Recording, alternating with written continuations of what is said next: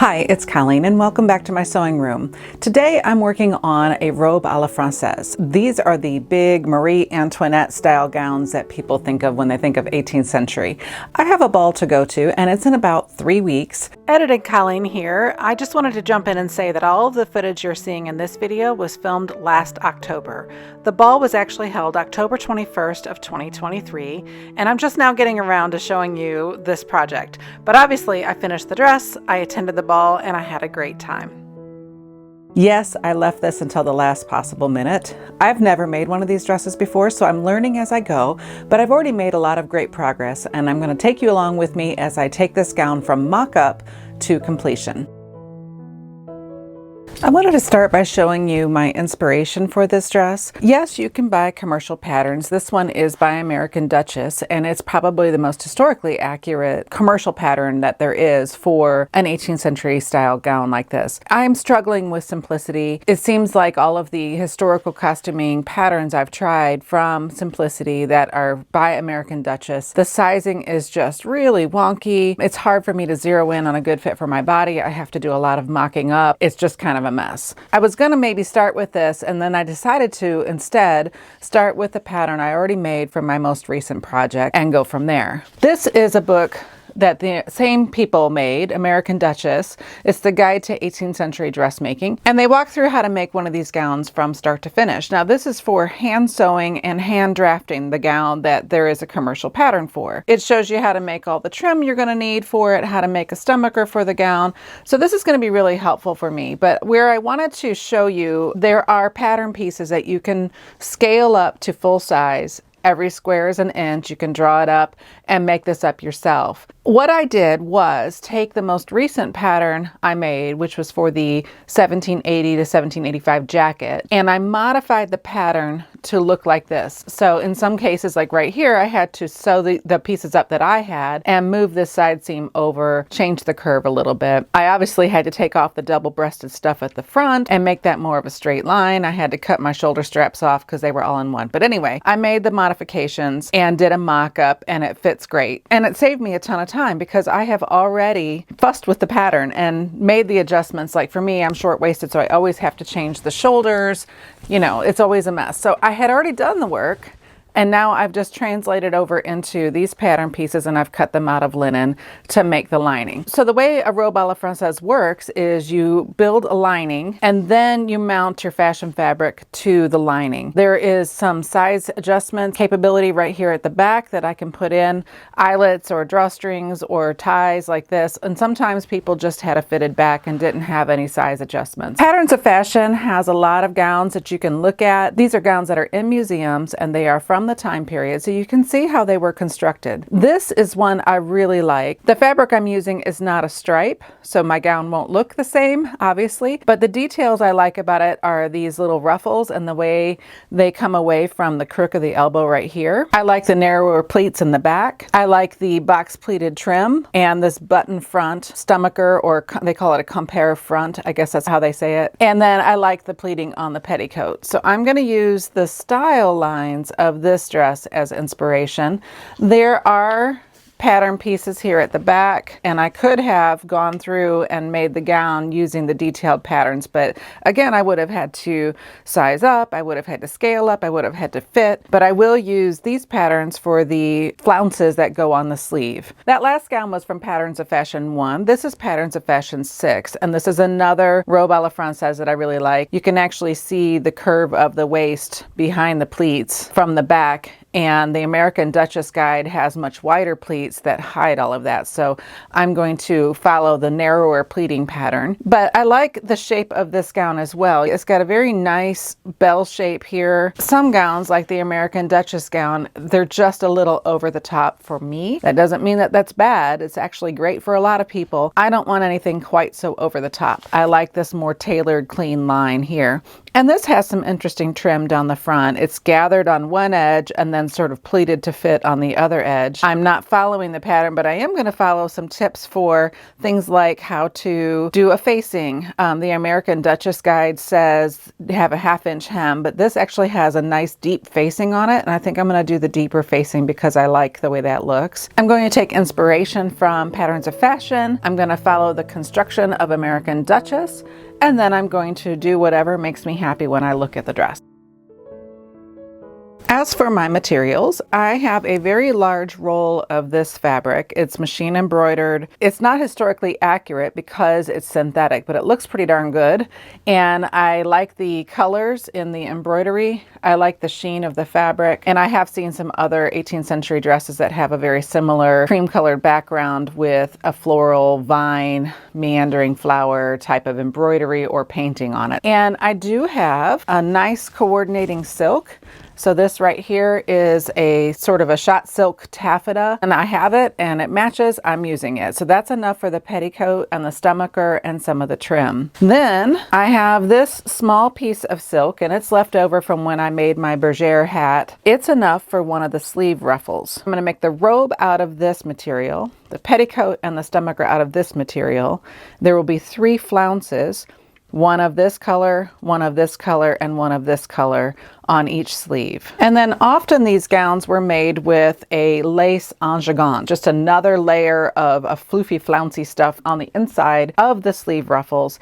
And this lace, while it is machine made, looks really, really good with these colors. I may be able to use this lace somewhere else on the gown, but I'm not sure. I do have a lot of it though. I do plan to decorate the gown with some pleated trim, so I was experimenting a little bit with how to do the box pleats. I have this trim in my stash that coordinates really well. And then I have this beautiful tatting, and I buy tatted trim whenever I see it because it's so beautiful. People put a lot of time and effort into making these trims, and often they're sold for next to nothing in antique stores and thrift stores. So I have enough of this to use this as accents around maybe the cuffs of the sleeves or somewhere on the stomacher or maybe around the neckline. I don't have time, obviously, to hand weave anything, so I'm going to use what I have, and I like that it is handmade and it is vintage. The final thing I have is a very large length of silk grosgrain ribbon. It has never been used. It's actually still like stitched up from the manufacturer in this little bundle, but it's silk. I did a burn test on it and it feels really, really good. I'm going to stitch this into a bow and put it on the shoes I'm going to wear. That's where I am with the project. These are my materials and I think they all look really great. All of this came from a local resource that we have where it was originally it was $1 a pound. Now it's $2 a pound, but silk weighs next to nothing. This was a roll of 18 yards. This was a roll of about 7 yards, and then all of these little pieces. And I think maybe all told $20 or $25 for everything here. So the only thing that I have to purchase, actually, ironically, in a sewing room full of stuff, is cream colored thread because I ran out. Yesterday, I spent the day preparing to make this gown. So I perfected my pattern. I did some small scale mock-ups and I got my dress form ready to do some fitting. So here are the pocket hoops I made, and I did not film any of the process of making them because there are patterns for it. There's other people online who have made them. My biggest issue is that I made it from a commercial pattern and there's no reason to grade pocket hoops. I mean, I guess maybe you could have like a regular or small size and then maybe a large size or a plus size for larger body shapes, but otherwise there's really no reason to grade them. So I made the smallest pattern I had in the package, which was a size 14, which according to the package was too small for my waist measurement, and it was still too big. So it took a long time to figure out what was going on with the fit. I ended up taking out 3 inches on each side of the top here. So I had to pleat in more of the fabric to get it to fit my body. The other thing was the pattern calls for plastic boning or cane. I don't have cane, but I did have some plastic. And I ended up putting 3 pieces of boning in each channel to get them to be stiff enough to not roll up or collapse as I was trying to fit them to my body.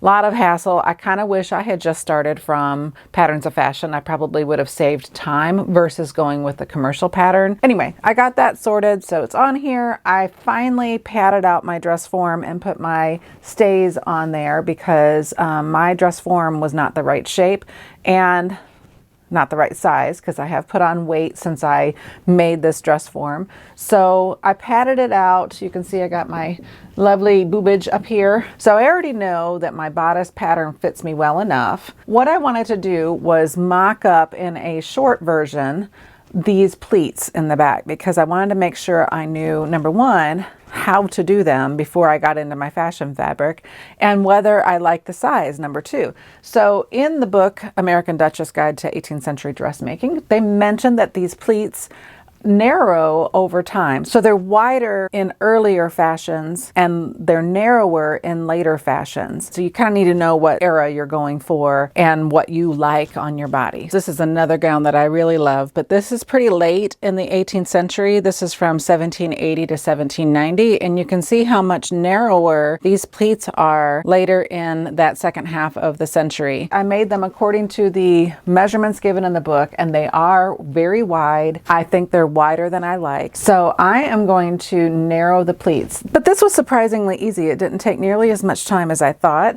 It wasn't as complicated as I thought. And I think I had built this project up into my head as this really big, complicated, like, oh, I don't know if I can do that. I shouldn't have, because it's actually quite easy and there are tools available to help guide you in the process. I feel much more confident now cutting into my fancy fabric to start working on the outer gown once I get my petticoat made. The other thing, speaking of petticoats, I did a sample of the petticoat using the instructions in the American Duchess Guide. So I wanted to make sure, first of all, that it was going to fit over the pocket hoops. It does.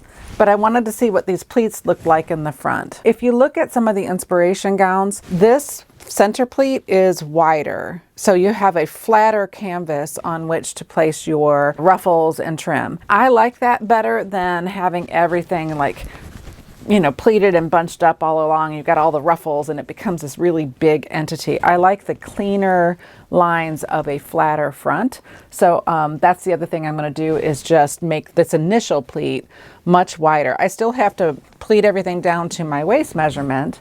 And on the back, I'll probably just do the fullness that you see here all across the back. But in the front, I think I want a flatter piece down here on which to mount the trim. Then I put this up on a table. It is shorter than I am. It is not adjustable for height. I got this free from a store that was going out of business and padded it out to my measurements. So it's not like a dressmaker's form. It doesn't adjust up and down in height. In order for me to work with these big skirts, I needed to get it up off the ground. So I know that floor length would actually be 9.5 inches above where the floor is in my sewing room. So that's something I'll have to keep in mind when I start, measuring out lengths of fabric and things like that. This was my progress yesterday, and now I'm ready to start work on the petticoat. The American Duchess Guide is great for instructions on how to make a petticoat. You take your full width of fabric, in this case mine is 60 inches wide. You need to have a circumference of your hem of at least 100 to 120 inches. So this is perfect. One for the front and one for the back. You measure from the waist over the side hoop to whatever length you want, and that is what length you cut your fabric to, plus hem allowance. Then you measure from the front to the ground, and that is a different measurement. It's going to be shorter because you're not traveling over those hoops. So what you do is you cut down the center front right here and then draw an angle up to the side. So this is the center. It will be shorter. And then when you pleat it, even though it's on an angle, you pleat it on the straight of grain. And that magically makes your petticoat level at the hem. You don't have to curve the hem, it's just the straight bottom edge, and you turn it or face it or however you want to finish your hem, but it's straight across the bottom and level because you took off this distance right here and narrowed it to the side. If you don't have a lot of this fabric, you could use something cheap like polyester, or you could piece together scraps of silk, or however you want to do it for the back, because nobody will see it. It will be under the gown. But I had enough. I'm going to go ahead and do the 2 layers of the same fabric. I'm going to copy the petticoat trim on this dress because, like I was saying earlier, it's a little more tailored and I like that look. If I go to that page in Patterns of Fashion, Right down here, it gives the dimension of each of the pieces. And then over here, it'll show you how it's finished. You make up your trim and then you apply it to the petticoat front before you pleat it up. It's a lot easier to work on a flat surface. Right now, I'm going to go ahead and stitch this on my strips, and then I will gather them up and apply them to the petticoat, and I will be back soon. The warp yarns run the length of the fabric and the weft yarns go horizontally. So when you tear it along the grain, you can see on a shot silk that the long threads that go the length of the fabric are black, and the other threads are like this yellowy green color. You know, that's great. You tear it, it tears really easily. If you're going to enclose those seams, it's not a big deal. You can pink the seams. There's a lot of things you can do to finish them off. But when I'm applying this trim, I'm a little concerned about it pulling off, because right now, like, I can very easily pull off a thread. Try to zoom in on it, but you can see how hairy it gets up there at the top. When I did the first one, I went along with a zigzag stitch to kind of stabilize the edge, and then I gave it a haircut. I kind of just trimmed all those little hairs, those little fibers off so that you wouldn't see the black. And then I went back over it and sewed on the trim. Kind of a pain to have to sew each edge twice, but I think that's the best route. My pinking shears would leave too high of a point. You would end up seeing it on the other side of this trim, and I want it right on the very edge. I did pull off a lot of these threads already. They keep coming. So you really, as soon as you tear or cut the fabric, you really need to get in there and stabilize it, either with pinking shears or a seam finish. The next step I have to do is cut these scallops, and I just made a little homemade template really quick out of this like plastic gridded paper. I just used this little pincushion as sort of my guide, and you could do it without making a template, but I think the template is faster. I tried using pencil, and you can see pencil on here, just regular writing pencil, but you can't get rid of it if you make a mistake. So just a regular white dressmaking pencil like this is good, and you can use a fabric eraser to brush off the extra if you need to. I have a pair of scalloped scissors right here, and I marked them so I could know that these are scallops and not pinks. And I'm going to go ahead and cut from the other side, because I can see that the scallop is like down like this on this side. If I went this way, it would be kind of upside down. So I'm going to start at the other end, but always practice on a scrap of fabric to see how it's going to cut. These scissors work fine on the silk, and they don't work on the other fabric that I have. The other thing is I've got some areas that are a little, like right up here, it's a little dull, and right at the very end, it's a little dull. So I need to keep most of my cutting in this stretch right here. I probably should have marked on the back side. Yeah, so, you know, lessons learned. I'm not doing this as a professional. I'm doing this as someone who is learning. And all of it will be gathered from this 60 inches down to about 30 inches total when you gather it down. So about half, it's like 2 to 1. So I'm going to go ahead and work on my pleats for this one.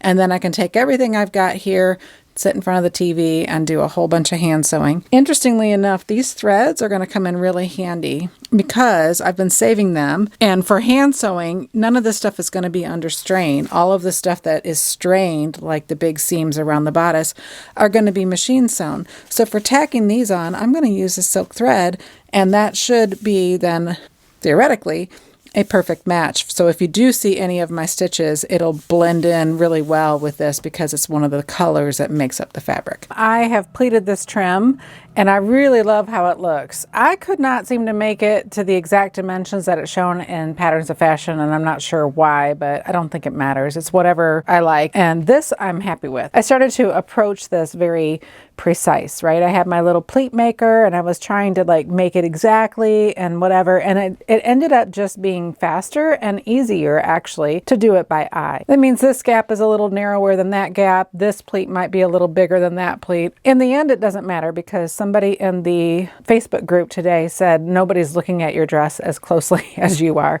So as long as the effect is what you want it to be, that's what matters. So I'm going with it. I am trying to not overthink everything. That is my tendency. On the scallops that I cut on the bottom, I realized on the original there was also some contrasting trim, so I went ahead and sewed that on. Then I have this piece that is gathering stitches on top and on bottom, so it's kind of like a ruched strip. Ruched?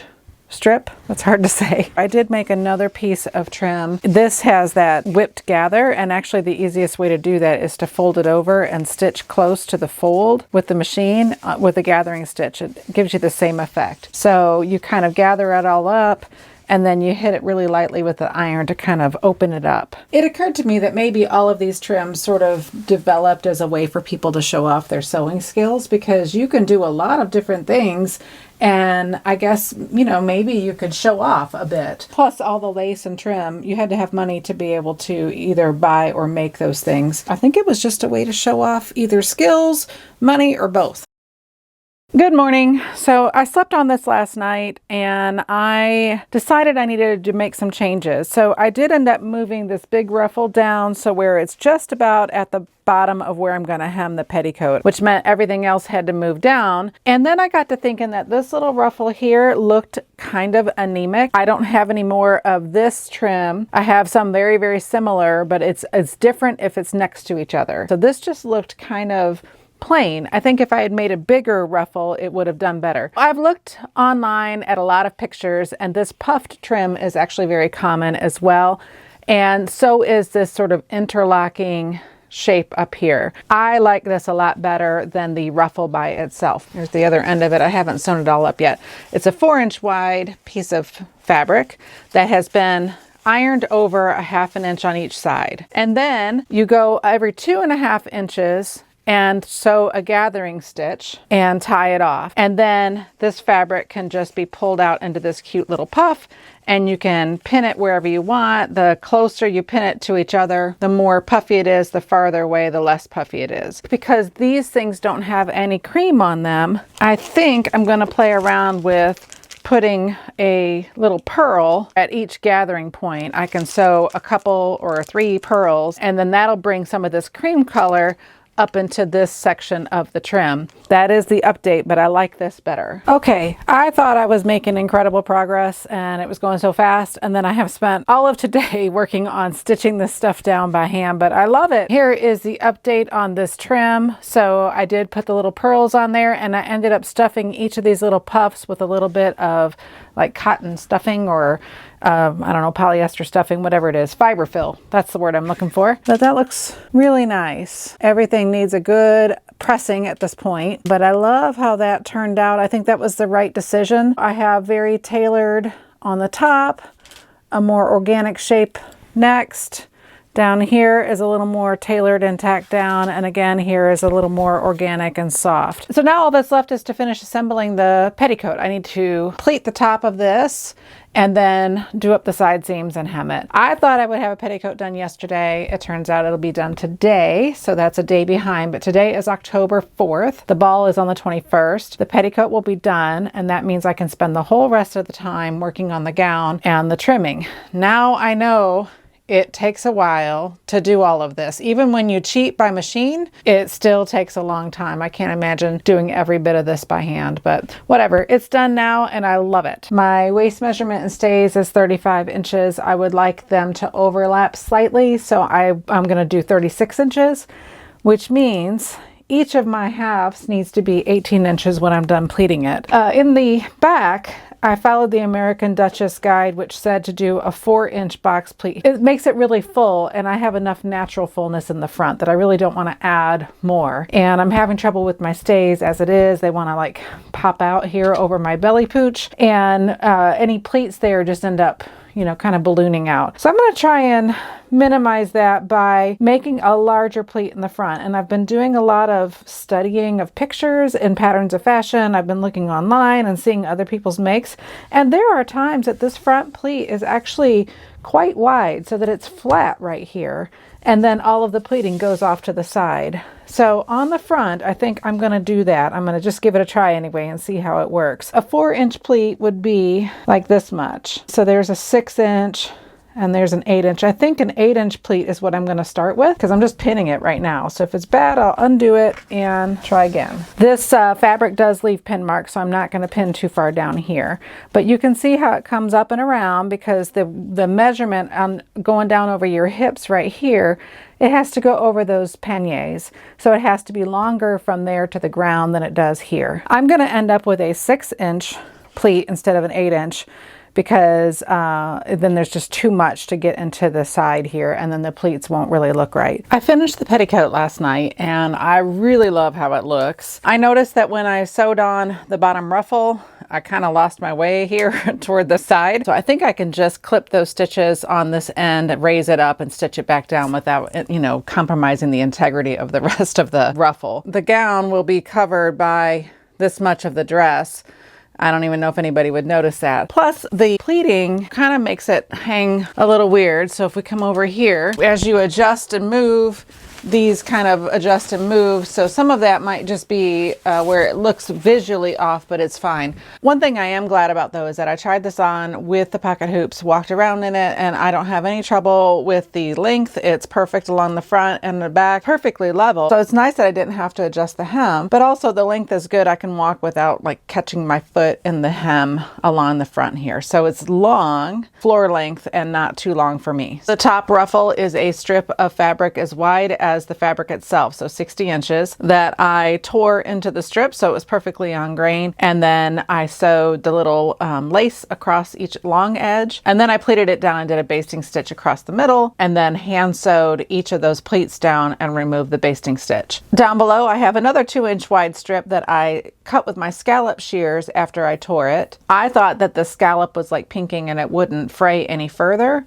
but when I did the whip gather, the edges frayed pretty badly, and I have been clipping threads off of it. My note for future self is to do fray check on them before I start ruffling and gathering. I think that'll be better. And then I noticed that it was hard to keep some of these poofy, so I just stuffed a little bit of polyfill into each of them to make them hold their shape, and I love it. The next strip, it is a 3-inch wide strip that I ran gathering stitches along both sides, about a 1/2 inch away from the edge, and that was after I sewed on the trim, and then I just gathered it until it fell in really nice vertical gathers. So that was a simple one. And then the bottom tier is 12 inches. Then I did 2 rows of gathering stitches up at the top. The first one is 1 inch away from the edge. The second one is 1 inch down from that. There is 42 inches from the waistband to the floor. So I put the bottom one where the lowest point of the curve is level with the hem. And then I did a 3-inch gap in between. And then I did a 2.5-inch gap in between the next row and the lowest point.